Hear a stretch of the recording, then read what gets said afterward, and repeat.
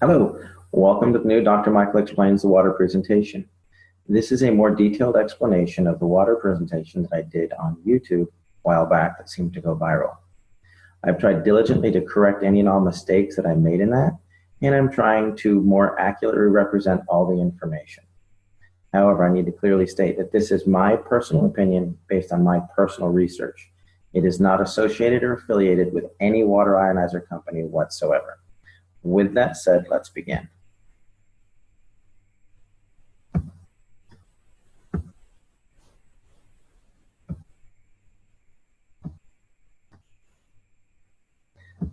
There we go. Excellent. I named this presentation The Magic of Skywater because of what it did for my daughter. Many of you have asked what happened. Basically, my daughter Skylar was born back in May of 2009 with a severe case of gastroschisis. She was literally born inside out. Everything that was supposed to be on the inside was the outside. Stomach, liver, pancreas, spleen, small intestine, large intestine, bladder, and right ovary. She went through a period where the biggest complication was known as acute dehydration syndrome. She spent a year at Scottish Rite. She came home after 2 colostomies and a resection of her bowel. When the dehydration would hit, this would be her mid-afternoon one day, and this was her that evening after she'd been revived at the hospital. Basically, the bowel would shut down, and so I became a hydration expert. I tried every pill, potion, water ionizer you can imagine, and we came through it when someone introduced us to the Enagic SD501. That is Skylar today, and at the time that we tried it, I was actually completely opposed to alkaline ionized water. When it worked, I was a little dumbfounded. So I had to figure out why, and here's what I found. The difference between the healthiest person and the sickest person is broken down into 2 components. Muscles, ligaments, bones, organs, tissues, etc. These all add up to 28% of the patient. The other 72% of everybody is just water. What I found out, not all water is equal. There's distilled water, there's reverse osmosis water. We tried filtered water, alkaline water, we even tried ionized water. We thought we'd found something with alkaline ionized water and it proved to be more dangerous than beneficial. And then there's something that's called electrolyzed reduced water. This was truly a game changer. Here's why. Electrolyzed reduced water, it's not a cure, but it's 72% of the Skylar puzzle. It was not the only thing we did for her. It was the only thing we changed because we were doing everything else. What it is just science. It could realistically save your life. It'll make you healthier, happier, and stronger. But if you don't make healthy choices, your health benefits are not going to be as effective, nor will they last.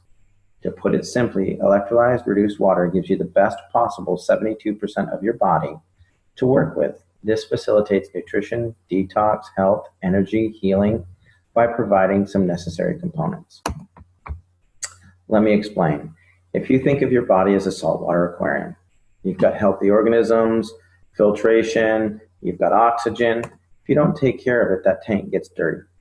Well, what you have to do with the human body is figure out how to clean your fish tank. The way that your body does that is through a process called cellular respiration.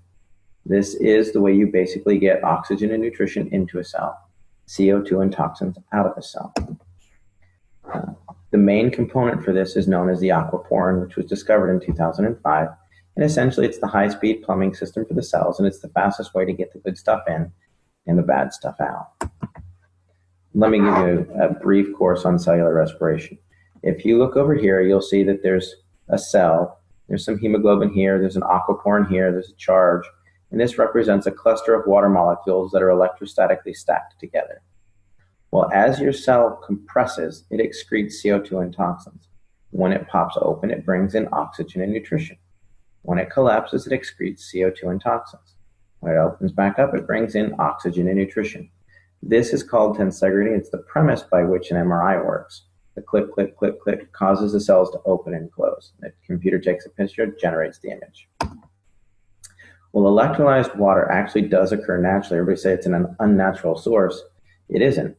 It happens when a lightning strike hits a lake or the ocean or something like that, and the charge on the water in that area lasts usually 3 to 4 days. What it does is it disassociates the water molecule.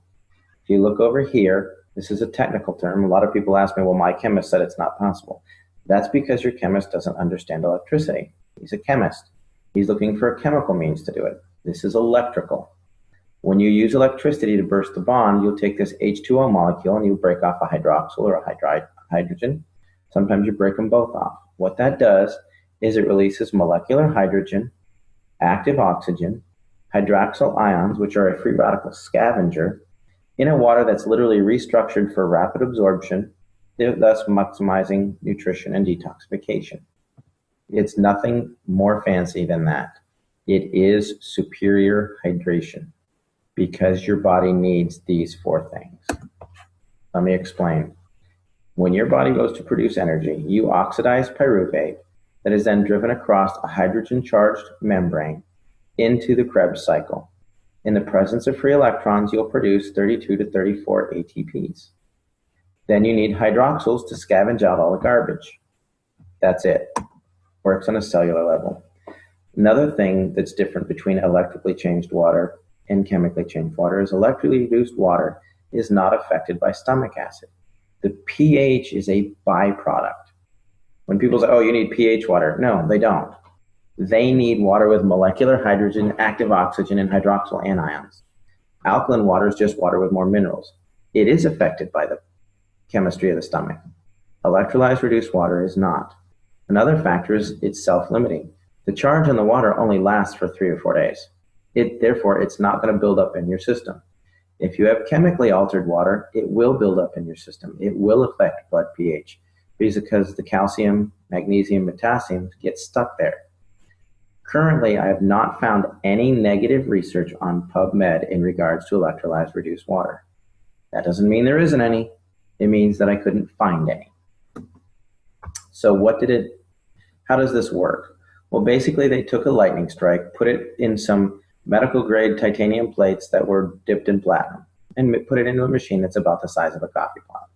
And what it does is it takes this big clump of water molecules and zaps it. When it zaps it, it breaks it into smaller groups because it has an electrostatic charge, giving you some free electrons, the molecular hydrogen, active oxygen, and all that. The more charge you hit it with, the more it breaks it down. Here you've got 5 groups of 5 or 6 groups of 4. You could have 2 groups of 12. It just depends on the level of ionization. It's a rather simple process. If you think about this cluster of grapes, if I wanted to put all of these grapes into this bottle, I would rip each piece off and dump it in there. If I tried to cram the whole thing in there, there would be grapes that were rolling around the floor and missed the thing and all that. We want to get in as much as possible. These are not chemically bound molecules of water. If you chemically bind them, they're no longer water.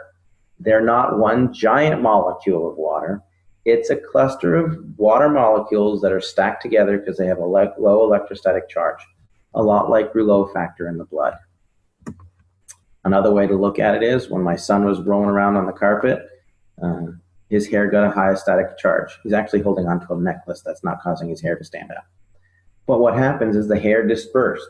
It got its own little static charge and it caused it to stand up and spread out instead of laying down clustered together. When you ionize water, you're causing the water molecules to disperse. That's all you're doing. If you want to research this phenomenon like I did, don't use Google. It is my personal favorite search engine, but it's also the one that's most manipulated and hard to reference accurately.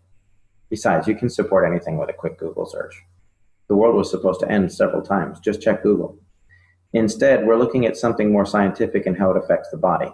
Do clinical research on PubMed, and you'll find that if you look up electrolyzed reduced water or hyphenate electrolyzed reduced water, molecular hydrogen, active oxygen, hydroxyl anions, free radical scavengers, you're going to find what I have found, that there's a lot of research to support this type of water.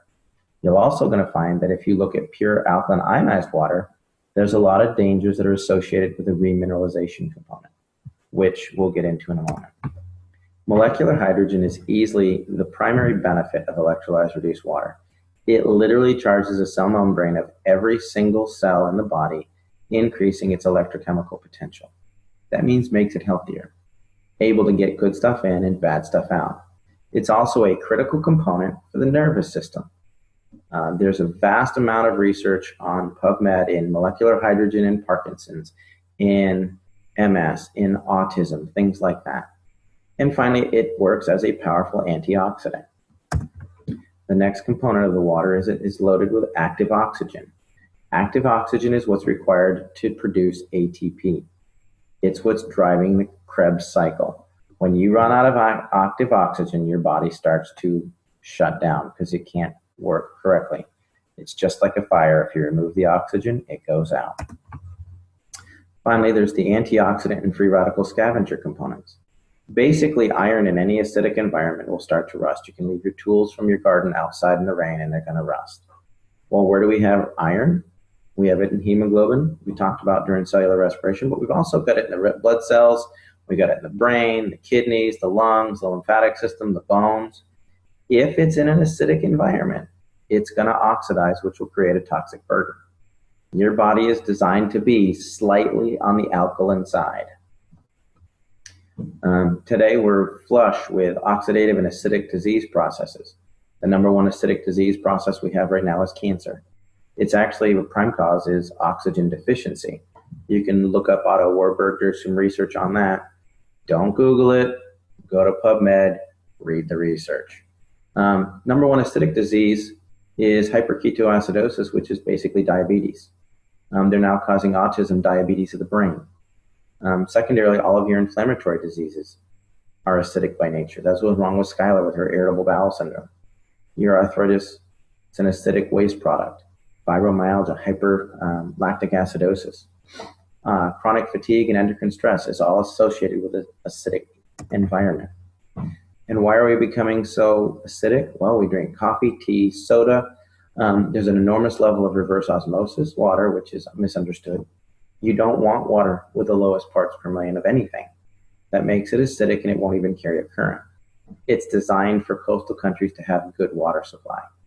If you do some clinical research on this, you're going to see that it's associated with MS, MD, and Alzheimer's.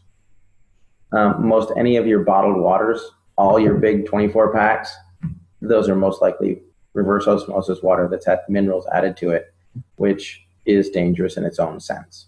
You don't get your minerals that way. Here's a couple of guidelines for hydration.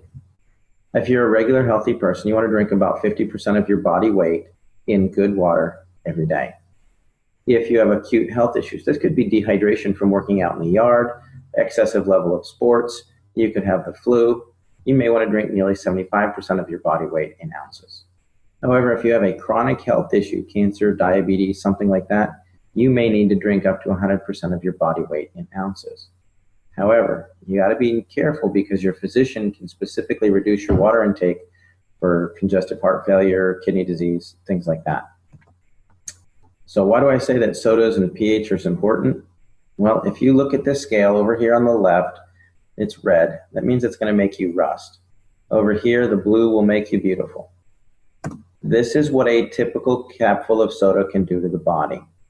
This is a 32-ounce bottle of pitcher of 9.5 water. You can see the pretty blue color. It's loaded with hydrogen, oxygen, etc., etc. This is about a tablespoon of Sprite. It's high on the acid content. So what I did is I poured this water into this cup and ended up with a cup full of acid. It didn't dilute it at all.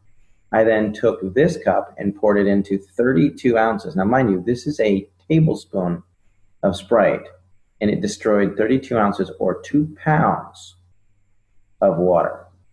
Makes you think differently about going to McDonald's and supersizing it. You're literally acidifying your system. Yes, lemon juice in your water will do this as well. The reason that lemon water affects the body in an alkaline nature is it causes your pancreas to excrete an 8.8 enzyme to neutralize it. Just as a side note. Other things that we do. This was huge for Skylar. And I didn't realize it was such a big deal because we ate a lot of organic food. But you can use this water to clean your veggies. These are cherub tomatoes that I used to buy and just rip the top off and start eating them.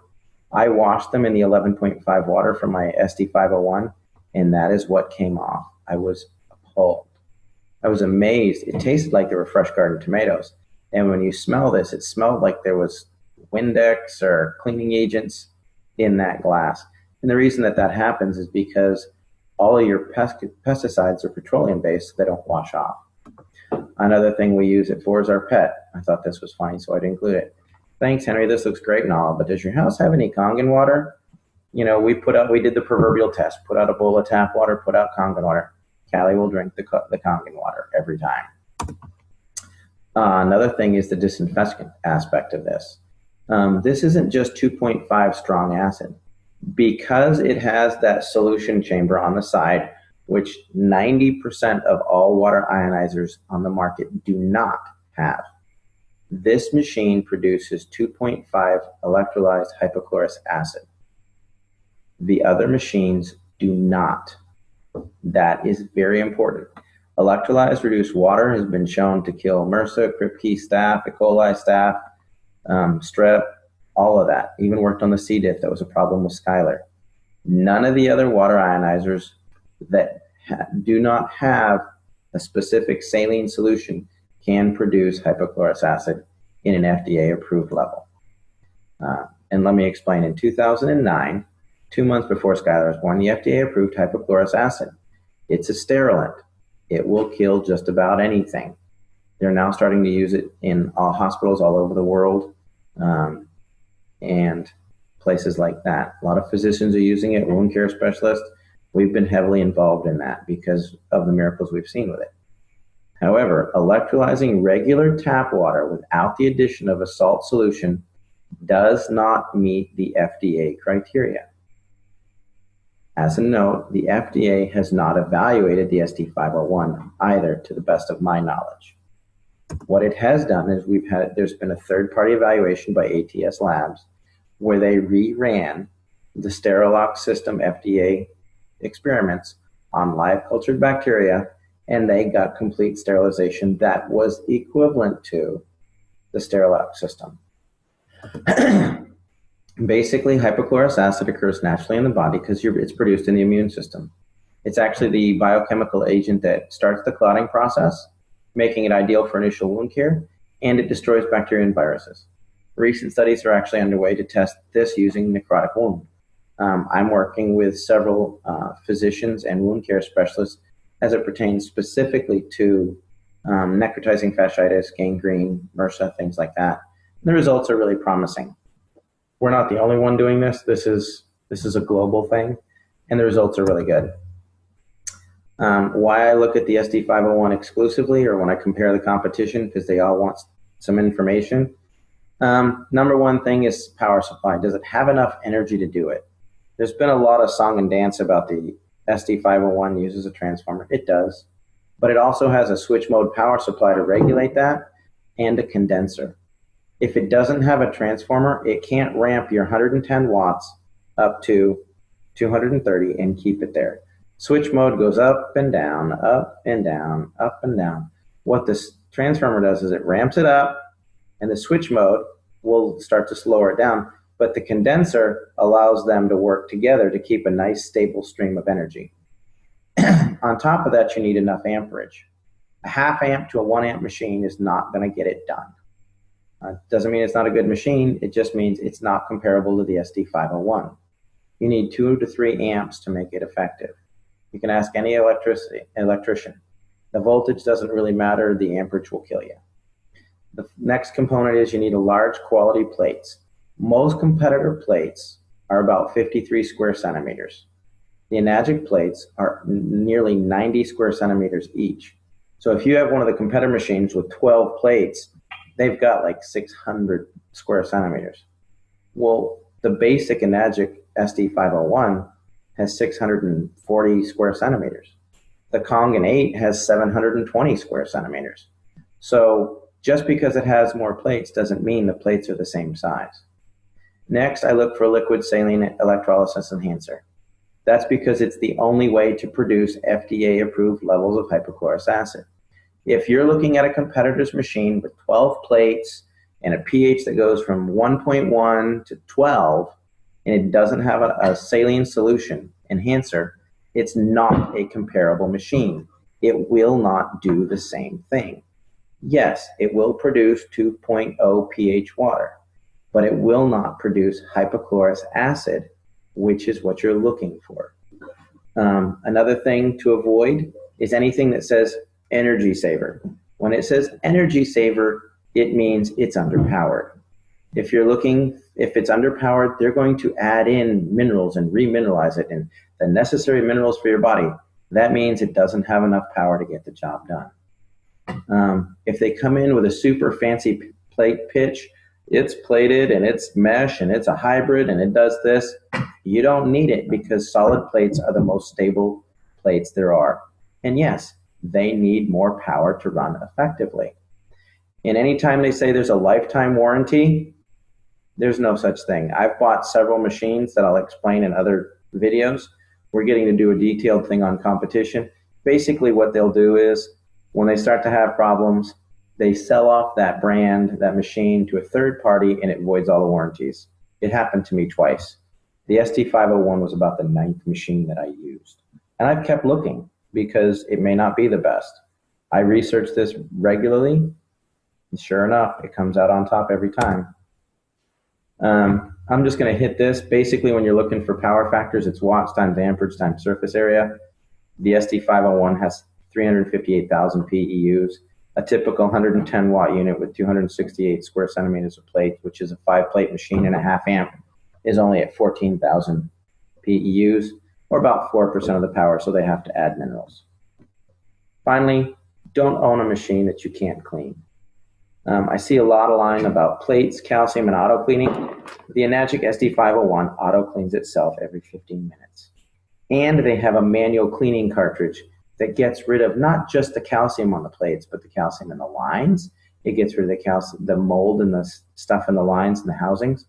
I've taken apart several machines, and they're loaded with mold in the housings, the tubing, but the plates look good. Some of the plates erode on some of the competitors, but that's another thing.